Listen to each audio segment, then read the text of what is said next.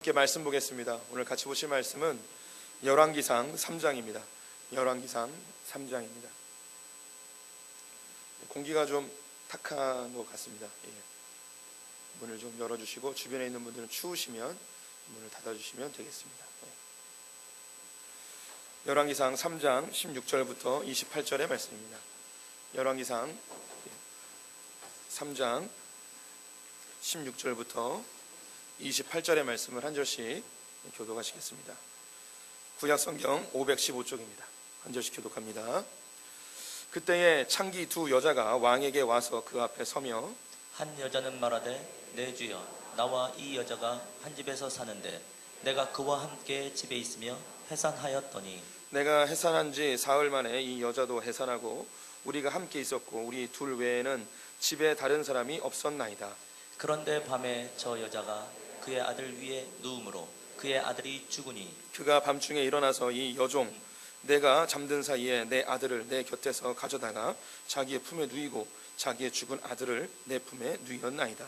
아침에 내가 내 아들을 젖먹이려고 일어나 본즉 죽었기로 내가 아침에 자세히 보니 내가 낳은 아들이 아니더이다 하매 다른 여자는 이르되 아니라 산 것은 내 아들이요 죽은 것은 내 아들이라 하고 이 여자는 이르되 아니라 죽은 것이 내 아들이요 산 것이 내 아들이라 하며 왕 앞에서 그와 같이 쟁론하는지라.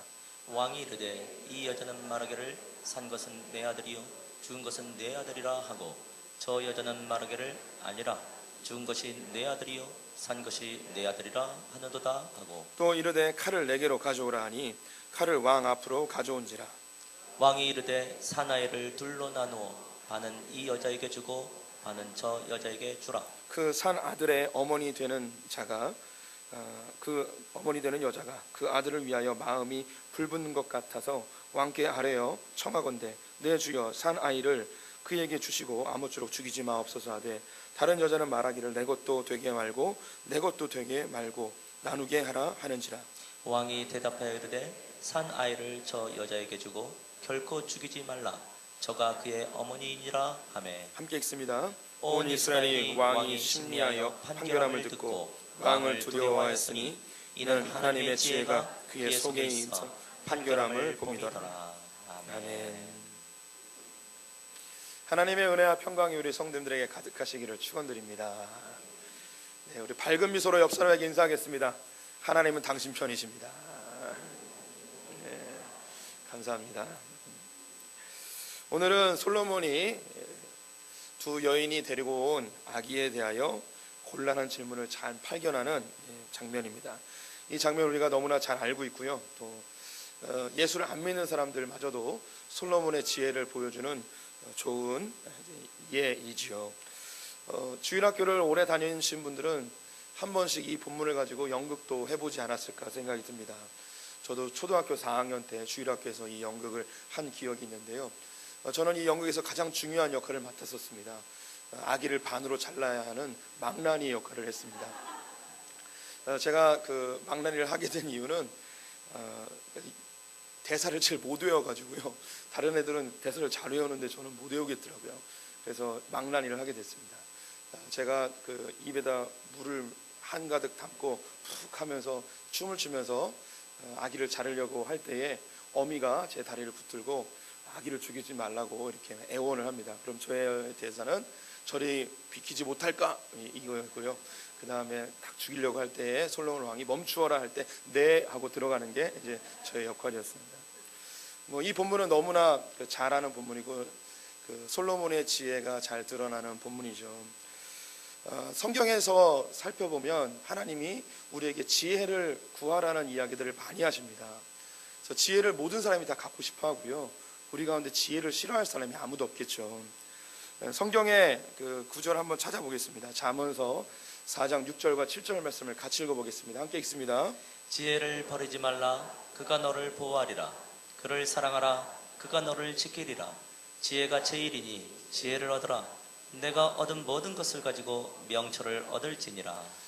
지혜를 구하라고 합니다. 지혜를 얻으라고 이야기합니다. 또 다른 구절들에는 지혜는 은금보다 더 귀하다라는 말까지 하면서 이 땅에 있는 것들을 다 버려서라도 지혜를 구하라고 지혜를 얻으라고 이야기를 하고 있습니다. 그렇다면 지혜를 얻으려면 얻을 수 있는 걸까요? 지혜를 구하면 구할 수 있는 거냐 말이죠. 우리 성도님들, 지혜로우려면 어떻게 하면 되겠습니까? 지혜로우려면 어떻게 하면 될까요? 지혜를 이야기하는 건 기독교뿐만 아니라 일반 사회에서도 지혜를 다 이야기를 합니다. 또 제가 그런 구절을 봤습니다.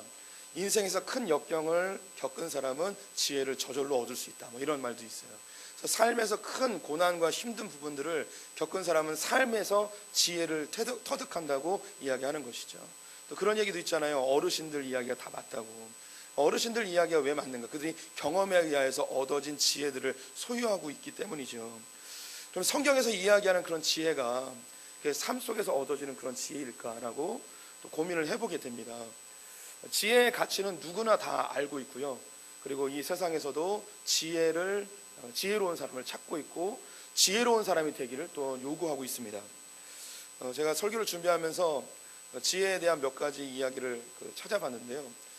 실제로 있었던 일인데, 미국의 프레디라는 16살짜리 소년이 있었습니다. 지금은 좀 나이가 들었겠죠. 이 소년의 일화가 이제 한국까지 흘러 들어왔는데, 이 친구가 16살 때에 이제 아르바이트를 하려고 돈을 모아보려고 그 벼룩시장을 보고 구인 구직 광고를 보면서 어느 회사에 한 명 오늘 아르바이트 자리에 찾아갔다고 합니다. 근데 찾아갔는데 이미 20명이 앞에 있었던 거예요. 자기가 순번이 21번째, 21번째였습니다.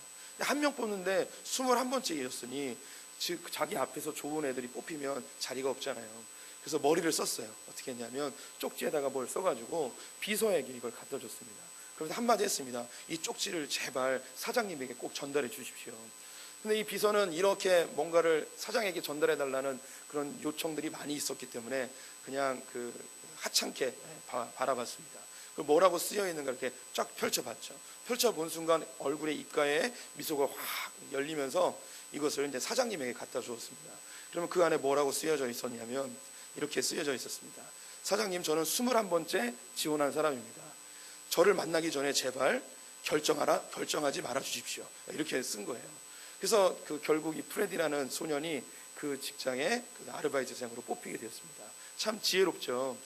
지혜는 우리의 삶을 빛나게 해주고요, 풍요롭게 해주는 게 분명히 맞습니다.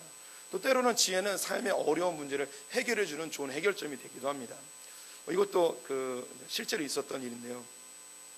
어떤 며느리가 자기 시어머니를 관광 좀 시켜주려고 중국행 여행을 이제 마련을 해줬습니다. 이 할머니는 평생 비행기도 한 번도 못 해본 할머니였는데 비행기에 타서 여기저기 두리번거리면서 화장실에 갔다 왔습니다. 화장실에 갔다 왔는데 자기 앞자리에 보니까 자리가 다 비어 있는 거예요. 그리고 자기 자리가 자기가 앉은 것보다 더 넓은 거예요. 그래서 저기 가서 앉아야지 하면서 할머니가 가서 앉아버렸습니다. 그때는 승무원이 와가지고 여기 앉으시면 안 된다고. 할머니가 자리 통통 비었는데 왜 못 앉냐고. 내가 돈 주고 내가 비행기 탔는데. 그래서 막 실강이가 이루어졌습니다. 근데 거기는 이제 비즈니스석이죠. 비즈니스석에 앉아 있었던 어떤 한 중년의 신사분께서 이 할머니에게 귓속말로 뭐라고 했더니 이 할머니가 뒤로 싹 돌아가시는 거예요. 그래서 이 중년의 신사분이 뭐라고 이야기했는가, 이렇게 이야기를 했답니다. 할머니, 중국 가시죠? 여기 앉아 있으면 제주도 가서 내려야 돼요. 그러니까 여기 앉아 계시면 안 되고 뒤에 가서 앉아 계시라고. 아주 지혜로운 언어가 문제를 해결하고 또 듣는 사람으로 하여금 유쾌하게 하는 그런 내용들입니다. 그렇다면 하나님께서 구하라는 지혜가 이런 지혜일까? 그러면 이런 지혜는 어떻게 하면 얻을 수 있을까? 오늘 고민이 되죠. 하나님께서 지혜를 구하라고 하는데 누구에게 구해야 되고 어떻게 받을 수 있는가? 야고보서 1장 5절에 이렇게 기록을 하고 있습니다. 성도님들 같이 읽어보겠습니다. 시작. 너희 중에 누구든지 지혜가 부족하거든 모든 사람에게 후히 주시고 꾸짖지 아니하시는 하나님께 구하라. 그리하면 주시리라. 우리가 지혜를 누구에게 구해야 되는가? 하나님께 구하라는 것이죠. 그렇다면 이 하나님께서 우리에게 꾸짖지 아니하시고 후히 주신다고 약속을 하셨습니다. 성경에 묻지도 않고 따지지 않고 그냥 구하면 무조건 주는 게 두 가지가 있습니다. 하나는 성령님이시고요, 하나는 지혜입니다. 그래서 하나님께서 우리의 신앙생활 속에서 지혜가 얼마나 중요한지 아시기 때문에 이거는 반드시 주시겠다고 하는 것이죠. 그래서 구약에서는 이 지혜가 얼마나 가치 있는지를 여러 이야기들을 통하여서 알려주고 있습니다. 우리 성도님들, 하나님께 구하시는 지혜를 구해서 지혜를 얻으시는 분들 되셨으면 좋겠습니다. 그런데 나름대로 하나님 없이도 지혜롭게 사는 사람들이 있는 것 같잖아요. 그 사람들의 지혜는 뭡니까? 우리가 받는 지혜와 세상 사람이 받는 지혜가 다른가? 성경은 분명히 다르다고 이야기를 합니다. 제가 지난 시간에 우리 3부 예배 때는 좀 다른 이야기들을 많이 해드렸죠. 지혜는 신약 성경에서 이야기할 때 제일 좋은 해석은 하나님과의 연합이라고 말씀드렸습니다. 그래서 이 부분을 오늘 깊숙이 좀 이야기를 하는 건데요. 야고보서 3장 14절과 17절 보게 되어지면 한 절씩 교독해 보겠습니다. 그러나 너희 마음속에 독한 시기와 다툼이 있으면 자랑하지 말라. 진리를 거슬러 거짓말하지 말라. 이러한 지혜는 위로부터 내려온 것이 아니요 땅 위의 것이요 정욕의 것이요 귀신의 것이니 시기와 다툼이 있는 곳에는 혼란과 모든 악한 일이 있음이라. 오직 위로부터 난 지혜는 첫째 성결하고 다음에 화평하고 관용하고 양순하며 긍휼과 선한 열매가 가득하고 편견과 거짓이 없나니. 아멘. 하나님은 지혜가 두 종류가 있다고 하는 거예요. 하나는 땅으로부터 오는 지혜인데요, 아주 심각하게 이야기를 하기를 이것은 귀신의 것이다 라고까지 이야기를 합니다. 두 번째 지혜는 하늘로부터 내려오는 지혜, 위로부터 오는 지혜가 있다는 것입니다. 우리 성도님들 자판기에서 우리는 분명히 밀크커피를 눌렀는데 나오기는 율무차가 나오는 경우가 있잖아요. 경험을 안 해보신 분들은 모를 텐데 왜 그런 일이 벌어지냐면 호스가 잘못 끼워져 있는 거예요. 그래서 우리가 지혜롭다고 하지만 지혜는 두 종류가 있는 거예요. 이 땅으로부터 온 지혜가 있고 하늘로부터 온 지혜가 있다는 것입니다. 땅으로부터 오는 지혜는 뭐냐? 성경에서 땅에서 온 것, 귀신의 것 이렇게 이야기하기 때문에 굉장히 안 좋은 것처럼 느껴질 수 있겠지만 이 지혜의 근거는 어디에 있냐면 우리의 경험, 교육, 삶의 환경, 영향력, 미디어, 이 살아가면서 이 땅에서 나온 열매들로 인하여서 우리도 모르는 사이에 결정의 요소가 우리 안에 형성이 되어지고 선택할 때 기준들이 우리 안에 만들어지게 됩니다. 그래서 우리는요, 생각하는 것보다 하나님께로부터 온 지혜보다 이 땅에서 얻어진 지혜가 훨씬 더 많다는 것을 인정하셔야만 합니다. 우리가 이제 솔로몬에 대한 이야기를 보고 있는데, 솔로몬의 오늘 이 장면은 솔로몬이 하나님 앞에 1000번제를 드리고 나서 바로 뒤에 있었던 일이죠. 지난주 설교 잠깐 다시 리마인드 해보도록 하겠습니다. 솔로몬은 어린 나이에, 젊은 나이에 왕이 되었죠. 정통 가문에서 태어나지 못했습니다. 불륜의 관계 속에서 태어나게 되었고, 그 솔로몬의 존재 자체를 싫어했던 많은 사람들이 있었으며 그를 대신해서 다른 왕을 세우려 했던 시도들도 있었습니다. 그래서 그의 왕위를 안전하게 하기 위해서 자기를 대적하는 모든 사람들을 숙청하게 되어졌죠. 그래서 왕궁이 피비린내 나는 사륙전이 일어나게 되었습니다. 그리고 외교적으로 든든히 하기 위해서 애굽의 바로의 공주와 정락적인 결혼을 하게 되었고, 그는 신앙적으로도 하나님을 이용하였습니다. 1000번제라는 어마어마한 제물을 드리면서 하나님의 마음을 흡족하게 하여서 자기의 나라가 외교적으로, 그리고 정치적으로, 그리고 신앙적으로도, 종교적으로도 견고한 나라가 되기를 원했었죠. 근데 하나님께서는 솔로몬을 정통의 가문도 아니고 또 그 앞에 다른 왕자들이 있음에도 불구하고 그렇게 부족한 솔로몬을 왕으로 세우신 목적은 그 나라를, 솔로몬의 나라를 제대로 세우기 위해서가 아닌 하나님의 목적과 계획을 이루기 위해서 그를 왕으로 세웠던 것이죠. 그런데 자기의 방법으로, 즉 이 땅의 지혜로, 이 땅에서 요구하는 지혜로 그 나라를 통치하고 있는 거예요. 지금도 많은 정치인들이 솔로몬과 똑같은 일을 합니다. 지금도 박근혜 대통령도 이와 같은 일을 하고 있죠. 자기를 대적하는 정치 세력들은 변방으로 밀어내고요. 그리고 외국에 있는 나라들과 외교적으로 더 친밀해지고요. 그리고 할 수 있거든 모든 종교를 다 동원하여서 종교적으로 안정화시키는, 그래서 자기의 종교와 관계없이 교회도 가고 성당도 가고 불교도 가는 게 그런 거죠. 우리 성도님들, 세상에서 제일 무서운 게 뭐냐면요, 신념과 종교가 만나버리면 그때는 이제 돌이킬 수 없는 상황이 되어져요. 산부니까 또 별 얘기 좀 해드려야죠. 우리나라는요, 이 중앙에 산맥, 태백산맥인가 소백산맥인가, 이걸 딱 가운데 놓고요, 영호남의 갈등이 있습니다. 영호남의 갈등뿐만 아니라 종교적 갈등도 있어요. 영남은요 다 거의 대부분 불교예요. 호남은요 거의 대부분 기독교예요. 경부선을 타고 기차를 타고 내려가시면 밤에 가시면 이게 확연한데요, 서울에서부터 쭉 내려가다 보면 옆으로 그 십자가 불빛들이 굉장히 많아요. 근데 대전을 딱 넘어가는 순간 그때부터 십자가가 안 보여요. 이거는 심각할 정도로 안 보여요.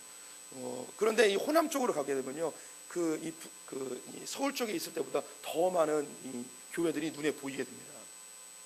또 여담으로 기네스북에 올랐는데요, 단위 면적 국민당 시민의 인원수당 교회가 제일 많은 도시가 어디냐면 군산이에요. 군산은 인구가 30만인데 교회가 600개예요.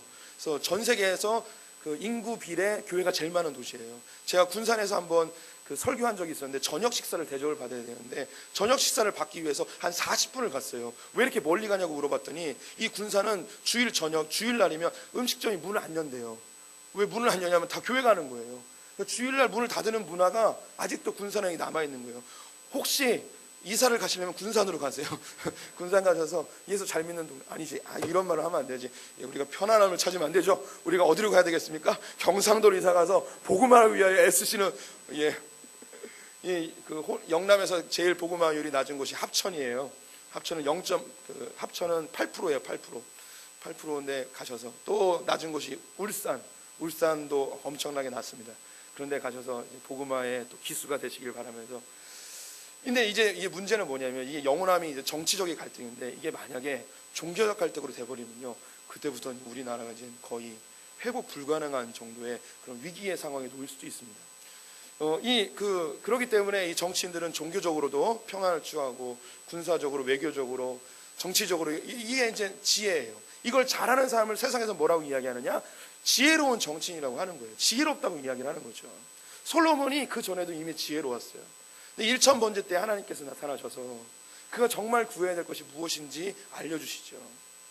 우리는 그 전까지는 솔로몬이 자기가 자발적으로 지혜를 구한 것이라고 알았었는데 지난주에 이것이 꿈이었음을 보면서 하나님의 메시지임을 보았습니다.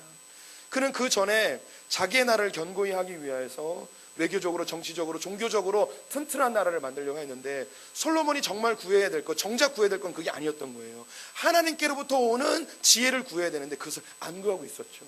이미 많은 지혜가 있었지만 하나님 그게 원하지 않은 거예요. 하나님께로부터 오는 지혜를 원하는 거였죠. 오늘 이 열왕기상 3장 16절부터는 그 맨 마지막 절에 이렇게 기록하고 있습니다. 이는 하나님의 지혜가 그의 속에 있어 판결함을 봄이더라. 하나님께 그 지혜를 구하였을 때 하나님께서 솔로몬에게 하나님의 지혜를 부어줬음의 증거로 이것을 보여주고 있죠. 이전에는 자기의 원수들을 숙청하는 칼날을 들었습니다.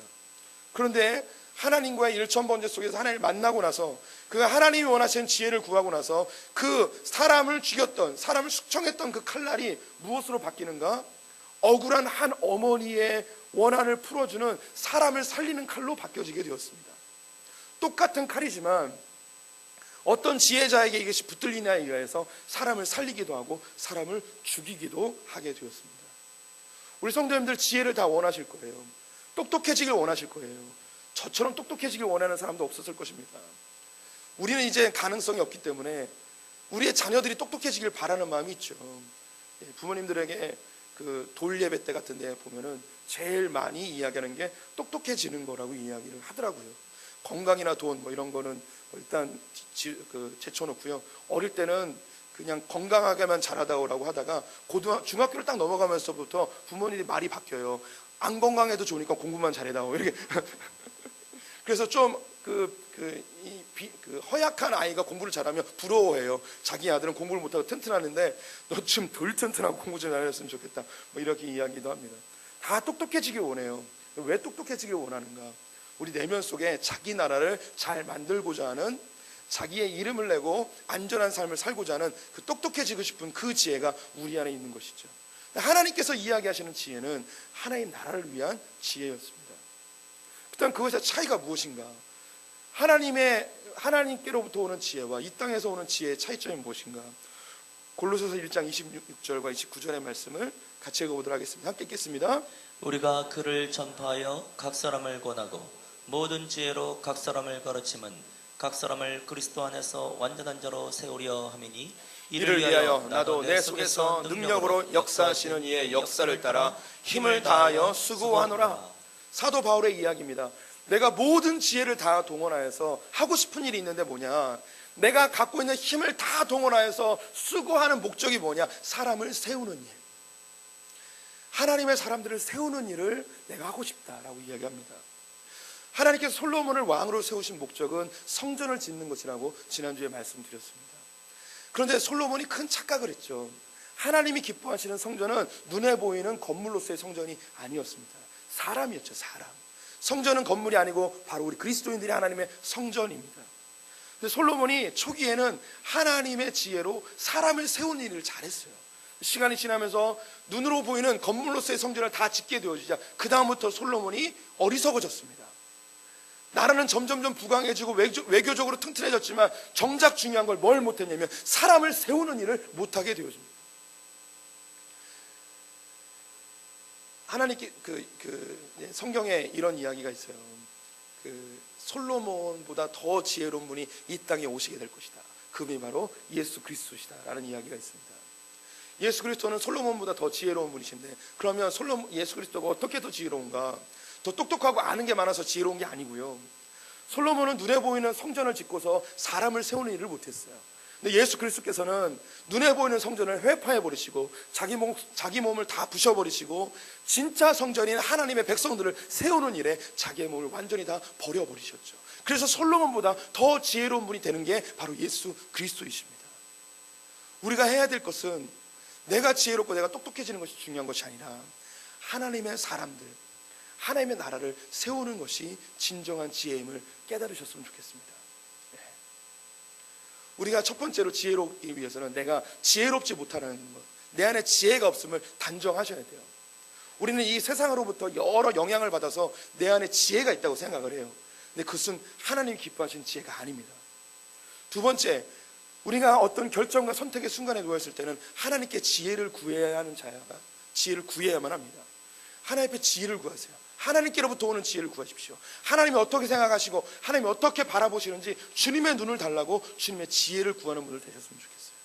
세 번째, 이 지혜가 하나님께로부터 왔는지 아닌지를 구분할 수 있는 중요한 기준점이 무엇인가? 그것은 바로 내가 이 일을 결정함으로 인하여서 사람이 사는지 아니면 사람이 죽는지 이걸 바라보셔야 됩니다.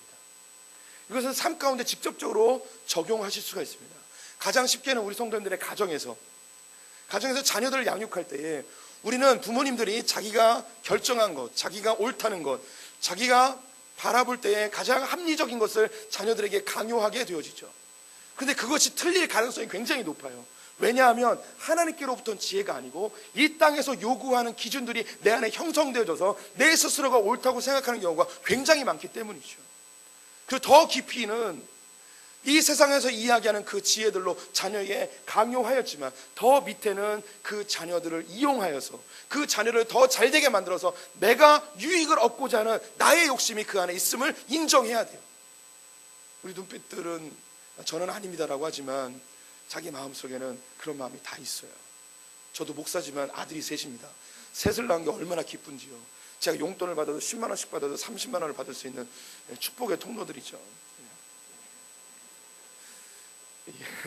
존귀한 자녀들이에요. 진짜 잘해줄 거예요. 나중에 긁어 먹어야 되기 때문에 제가 자녀들에게 뭔가를 가르치고 뭔가를 제시합니다. 근데 그 안에는 내 자녀를 잘 만들고 싶은 마음이 있어요. 근데 왜 잘 만들고 싶냐는 거예요. 왜 잘 만들고 싶냐는 거죠. 왜 똑똑해졌으면 좋겠고 왜 이 아이가 성공했으면 좋겠냐. 그 내면 깊숙이는요, 내 아들들을 통해서 내가 그래도 좀 덕 좀 보려는 마음이 있어요. 이게 이 땅에서 오는 거예요. 귀신의 것, 사단의 것일 가능성이 많습니다. 제가 아들들에게 좋은 차 이렇게 나오고 그러면 제가 그 차 좋아해요. 남자들 대부분 좋아하는데요. 저도 좋은 차 타고 싶죠. 그래서 그 아이들한테 야, 니네들 나중에 아빠가 늙으면 지금 목사니까 좋은 차 못 타니까 나중에 은퇴하면 니네들이 차 좀 사주는데 야, 람보르기니, 포르쉐, 뭐 이런 벤츠, BMW 뭐 이런 거 누가 사줄래? 아무도 손을 안 들더라고요. 아무도 안 들었어요. 아무도. 아빠가 이렇게 생각해보니까 그 60 넘어가면 한 달에 500씩은 있어야 될 것 같은데 야 너네들 얼마씩 줄래? 아무도 얘기 안 해요. 자기 먹고 살 거 바쁘지 아무것도 얘기 안 하는 거예요. 근데 제 마음속에도요, 자식 3명 데리고 살면서 얘네들을 통해서 뭔가 얻으려는 마음이 있는 거예요. 이 아이들에게 하나님께서 기뻐하시고 하나님이 원하시고 하나님이 계획하시고 목적하신 바는 전혀 관심 없고 내 안에 있는 기준들로 내 자식들을 잘 키워서 내게 유익을 얻고자 하는 마음이 강력하게 있어요. 겉으로는 주님의 영광이라고 딱 써놨죠. 하지만 그 이면에는요, 하나님과 전혀 관계없는 세상적인 것들로 우리 안에 깊이 내재되어 있음을 부인할 수가 없다는 거죠. 교회 생활도 그렇습니다. 저는 이제 교회를 이끌어가는 목회자로서 교회의 어떤 것을 결정할 때 중요한 기준점이 뭐가 되어야 되는가. 그것은 바로 성도들을 이것을 살리는 일인가, 성도를 죽이는 일인가를 살펴보아야 합니다. 교회들의 문제가 있고 갈등이 있는 곳에서는요, 모든 사람이 다 지혜를 추구합니다. 그래서 이 지혜를 추구하다가 다 예리해져요. 다 옳고 그름에 대해서 아주 명확한 기준들을 갖고 있습니다. 그 얼타래, 그 실타래처럼 얽혀있는 그 문제들을 해결하기 위해서 자기의 지혜로 이것이 풀려지지 않으면 소위 정치적으로 뛰어나다는 분들을 다 찾아가서 조언을 얻으면서 이 문제를 어떻게 해결해야 되냐고 다 이야기를 듣고 조언도 구합니다. 근데 그런 교회들의 공통적인 현상이 뭐냐? 문제는 해결되지 않냐고 그 교회는 반쪽아리가 나는 경우들이 훨씬 더 많다는 거예요. 결국 교회가 살아나지 못하고 교회가 결국은 반쪽아리가 되어지고 사람들이 죽어나가요. 오늘 여기 나와 있는 두 어미가 있습니다. 이 두 어미에게 아기가 있는데 이 아기에게 솔로몬이 칼로 자르라고 하였을 때에 이것을 진짜 엄마는 이것을 자르면 안 된다고 이야기하고 가짜 엄마는 죽여버리라고 이야기를 합니다. 교회를 바라보면서 어떤 마음이 정말 사람을 살리는 마음이겠습니까? 그래도 하나로 이끌어가는 게 좋지 않습니까? 하면서 나의 것을, 나의 소중한 아기를 다른 사람에게 주면서까지 이것을 포기해버리는 그런 교회가 아름다운 교회가 되겠죠. 이 시대는요, 이 세상에서 요구하는 지혜는 너무 많이 갖고 있어요. 그래서 악한 것들 다 잘라내고 우리가 다 거룩하게 갑시다라고 이야기하지만 결국은 하나님께로부터 온 지혜가 아니에요. 다 사람이 죽어나가고 있다는 것이죠.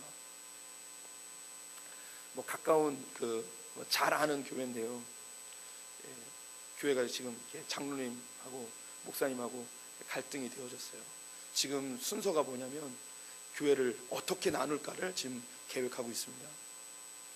누가 잘잘못을 따지기 전에 둘 중에 한 명만 이 교회가 갈라지는 것만 우리가 막았으면 좋겠습니다. 제가 놓고 나가겠습니다. 이렇게 한다면 이 교회는 안 잘라도 되는 거예요.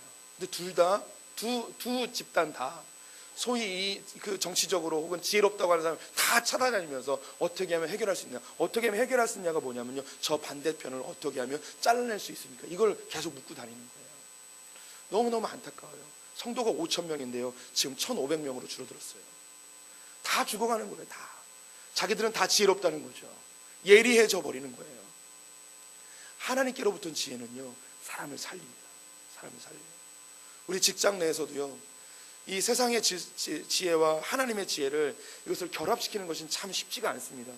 하지만 적어도 하나님의 사람들이라면 한 가지만 기억해 주셨으면 좋겠습니다.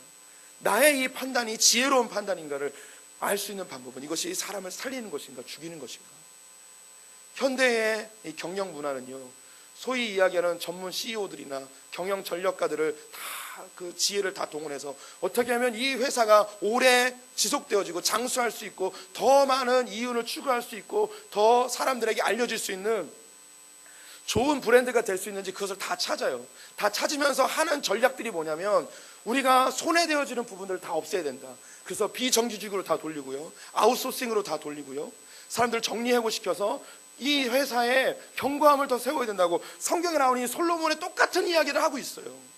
그것이 세상이 이야기하는 지혜예요. 그러면서 나타나는 현상이 뭐냐면 사람들은 다 죽어가고 있는 거예요. 미래가 불확실해지고 결국 그렇게 사람들이 다 불확실함 속에 사람들이 죽어나가게 되어지면 그 회사 역시 나중에는 망하게 되어지는 것을 결국은 몰라요. 같이 살아야 되는데, 같이 살려내야 되는데 이걸 바라보지 못하고 합리적인 지혜로운 선택들을 한다고 하지만 결국 그것은 성경에서 이야기하는 과격하게 이야기한 그건 귀신의 것이 돼버렸어요. 왜 귀신의 것이 되는가? 사람이 죽어나가고 있어요.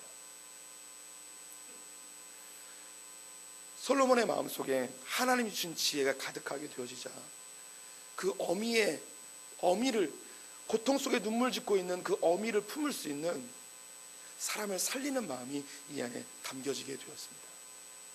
우리 성도님들 안에 똑똑해지는 지혜 말고요, 사람을 살리는 지혜가 넘쳐나셨으면 좋겠습니다. 어제 뉴스를 하나를 봤는데요, 중국에서 있었던 일이에요. 제가 좋아한다던 폴쉐 스포츠카 몇 억짜리죠. 이걸 끌고 가는 사람이 뒤에서 3륜 오토바이 있잖아요, 두부 장수가 이걸 부딪혔어요. 그래서 뒤에 범퍼하고 뒤에 시그널하고 다 구겨진 거예요. 그래서 이 폴쉐 운전사가 나와가지고 이거 고치려면 당신 다 팔아도 못 고친다, 당신 집을 다 날려도 전 재산을 해도 못 고친다, 막 이렇게 윽박을 지른 거예요. 막 공포심을 자극했죠. 저희 3년 오토바이 두부 장사가 어떻게 했냐면 그게 다리였는데 다리에서 떨어져 내려가지고 물속에 죽었어요. 네. 왜 죽었냐면 자기가 갖고 있는 걸 다 팔아도 이 포르쉐를 고칠 수 없는 거예요. 그러니 그냥 빠져 죽은 거예요. 못 고치니까. 이 사람이 그건 정확한 정보를 제공해 준 거잖아요. 근데 그것을 지혜롭게 이해하기 때문에 사람을 살리는 언어를 사용했다면 한 목숨을 그렇게 죽이지 않았죠. 그 두부 장사는요, 자녀가 있었어요. 자녀가 같이 타고 있었어요. 자기 아들 앞에서 떨어져 죽은 거예요. 너무너무 슬픈 이야기죠. 우리가 우리의 삶 가운데요, 하나님의 지혜가 늘 필요합니다. 늘 필요해요. 내가 사람을 살리는 사람인가, 내가 사람을 죽이는 사람인가. 우리가 단순히 다른 사람 다 죽이고 마치 바벨성처럼, 바벨 제국처럼 사람들 다 죽이고 내 나라만 견고한 성 쌓아서 나만 안전하게 나만 성공하고 문제없이 살아가기 위해서 부름받은 자들이 아니에요. 이런 삶은 세상 사람들이 다 사는 거예요. 우리는 어떤 사람으로 부름받았는가? 하나님의 나라를 세워 우리처럼 겨자씨만한 자그마한 사람들이 주님의 나라에 모여서 새들이 깃들며 생명이 일어나는, 거기서 풍성함을 누리는 그런 아버지의 나라를 만들기 위해 부름받은 하나님의 사람들입니다. 왕같은 제사장들, 솔로몬 같은 사람들이에요. 눈에 보이는 건물이 아닌 하나님의 나라, 주님의 백성들을 살리는 사람들이 바로 우리입니다. 우리 성도님들이 그런 지혜자들 되시기를 축원드립니다. 기도하겠습니다.